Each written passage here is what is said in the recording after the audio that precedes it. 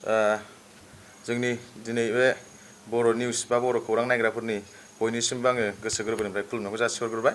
आं बिग्राय बसुमतारी। दा जों मोनसे गोजोनथाव खौरां लानानै फैदों बयबो जोंनि जे बिटिसि बा आसामनि मोसागिरि बिथांमोननिसिम। दा बेनो जाहैबाय जोङो मोनसे सल' डान्स कम्पिटिसन खुंनो नागिरदों आलायारन फाउन्डेसननिफ्राय मोनसे NGO बियो बेनिफ्राय जों खुंगोन।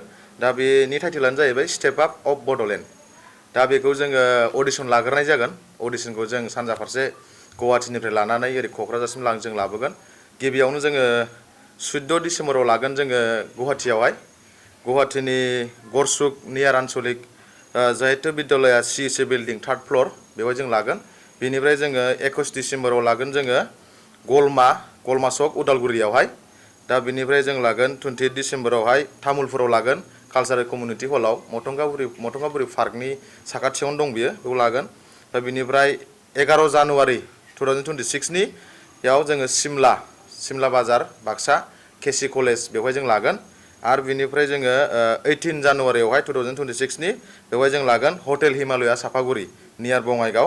आरो बिनिफ्राय जोङो जोबथारनायाव 25 जानुवारि बा 25 जानुवारि 2026 जोङो क'क्राझारनि जे दानि जाबाय थानाय art and motion dance academy नियार मदन महन फार्मासि बेवहाय जोङो जोबथा अडिसन जागोन 26 जानुवारियाव। स' बेखिनिखौ आं फोरमायहरो बयनिसिमबो।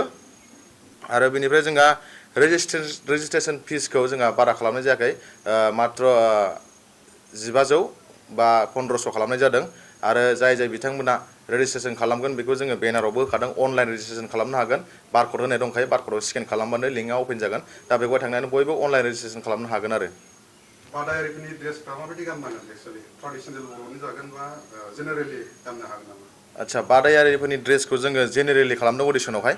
जा जि गोसो बेखौ गाननानै मोसानो हागोन। आरो नोङो जिखिनि सं गावनि चइस खालामनाय बे संजों मोसानो हागोन अडिसन खिनियाव आरो। अडिसननि उननिखौ जाय सेलेक्ट जायो बेखौ जों उनावहाय इनफरमेसनखौ होगोन।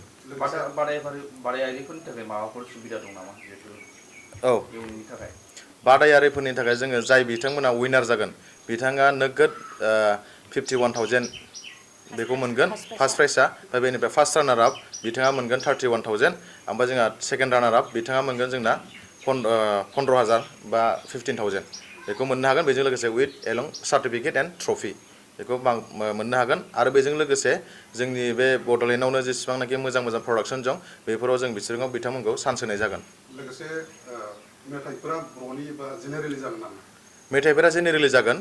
अडिसन राउन्डआव जाय गोसो बेखौ मोसानो हागोन गावनि चइस मथे। आरो मेथाइनि डिउरेसना 2 मिनिटनिफ्राय 3 मिनिटनि गेजेराव जानांगोन बे आरो। हयथ' मोसाग्राफ्रा गोजान गोजान फैनो हागौ, बिनि अनगायै मोसाग्राफोरनो थानायनि माबाफोर सुबिदा होगोन नामा नोंथांमोना? गोजान गोजाननिफ्राय फैनाय जे बेखौ जोङो अडिसन खिनियाव होनाय जानाय नङा। गावनो फैनानै मेनेज खालामफैनो हागोन। गावनो गाव मेनेज खालामनांगोन बेखौ। जोङो जास्ट माने बे माबाखौल' होनाय जागोन आरो मा होनोमोनलाय जायगाखौल' जों खोन्थाना होनाय जागोन बे बुस्थु आरो। बादायारिफोरनि जिखिनि बैसो बेयो सिमा दं नामा? औ, जे बैसो बेयो 14 बोसोरनिफ्राय लानानै 30 बोसोरनि गेजेराव जागोन। लोगोसे नैबे नोंथांमोननि बादायलायनायाव जाज हिसाबै सोरबायदि मानसिखौ सेलेक्ट खालामो? अडिसन खिनियाव जोंनिफ्रायनो सासे जाज थागोन आरो लकेल जे जायगायाव लागोन बेनिफ्राय लकेल सासे जाज थागोन। बे सानैनि गेजेरावनो जाज खालामनाय जागोन। जोङो फाइनालावहायसो जोङो फाइनाल राउन्डसिमाव जोङो बेलेगनिफ्राय बा नेसनेल लेभेलनि जाज लाबोनो जों नाजागोन आरो। नैबे मोसानायाव अनलि बर'ल' जागोन ना जेनेरेलि जागोन? मोसानायाव लेंगुवेजआ जेनेरेलि जागोन। जार जि लेंगुवेज लानानै मोसानो हागोन आरो। आरो बेजों लोगोसेनो जों जाय बिथांमोना देरहागोन बा जाय बिथांमोना टप 10 सिमाव थांगोन बिथांमोननि थाखाय जों मोनसे सुबिदा लाना फैदों। जोंनि जे बेवहाय जाय देरहागोन बिथांमोनहा जे थेरापिस्ट सेन्टार जोंहा मोनसे रायलायबाय थानाय दं, सोलिबाय थानाय बेफोरावहाय माखासे जोंनि थेरापिस्ट बा बे माबाखौ बिथांमोनाहाय 20% सिमाव डिसकाउन्ट मोननो हागोन। बेनिफ्राय जोंनिफ्राय कार्ड मोनसे लाना मोनगोन बिथांमोना। बे कार्डनि थ्रुयै बिथांमोना बेयाव थांबानो डिसकाउन्टखौ मोननाय जागोन आरो बेखिनि। बादायारिफोरनि लिमिटेसनफोर थानो हागौ नामा? बादायारिनि लिमिटेसनथ' अडिसन समाव बेबायदि गैया। जोङो बेनिफ्राय सेलेक्ट खालामगोन। जोङो बादायारि जेसेबांखिनि फैया जेसेबां जायगानिफ्राय जोंना 6 जायगायाव जे अडिसन जागोन बे 6 जायगानिफ्राय जोङो 105 सेलेक्ट खालामगोन टटेल। रेजिस्ट्रेसननि थाखाय माबोरै खालामनो हागोन? रेजिस्ट्रेसननि थाखाय बिथांमोना बेनाराव होनाय बारक'ड दंखायो बेवहाय अनलाइन रेजिस्ट्रेसन खालामनो हागोन। आरो हयथ'बा जाय अनलाइन रेजिस्ट्रेसन खालामनो हास्लाबा बिथांमोना अन दा स्पट फैनानै रेजिस्ट्रेसन खालामफैनो हागोन। अन दा स्पट खालामनो थाखाय अफिसियेलि माबाफोर जिरायनायनि जायगाफोर दङ?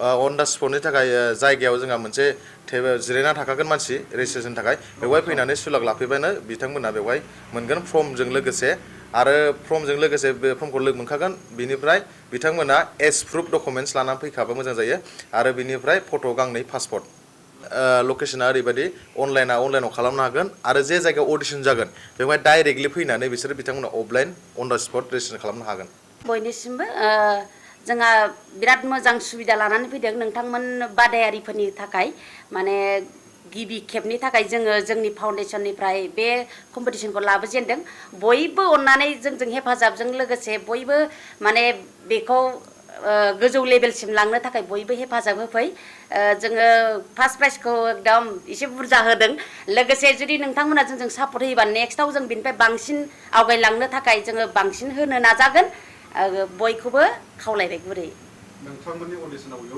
उइनार जानायफोरा इयुननि समफोर फिल्मफ्राव गानो मोननायनि माबाफोर चान्सफोर दं नामा बेखौबो जोङो माने लासैनो नाजालांगोन जाहाथे बै देरहाखांनाय उन्दै गथ'साफ्रा माने जेरावबो चान्स मोनथों आरो बे कम्पिटिसनजों लोगोसे जोङो माने देरहालांनाय गथ'फोरखौ जोङो एलबाम बा माबा मोनसे जोङो टारगेट लादों माने जाफुंसारोबाथ' जोबोद मोजांनि खोथा बेनि थाखायनो बयबो जोंजों हेफाजाब हो नोंथांमोननि बादायलायनायाव रायजो राजाफोरखौ नायफैनो थाखाय माबाफोर खावलायनो गोसो ना नोंथांमोननिफ्राय औ अभियासलि बेथ' नायखानांगोन माने जोङो जेराव फाइनाल लेभेल जाहैयो अब्ला आरो खनसेबाव नोंथांमोननि गेजेरजों जों फोरमायहरगोन माने अबेखिनियाव जाहैगोन अबे डेटआव जाहैगोन बेखौ लासैनो नोंथांमोननि गेजेरजों जोङो फोरमायगोन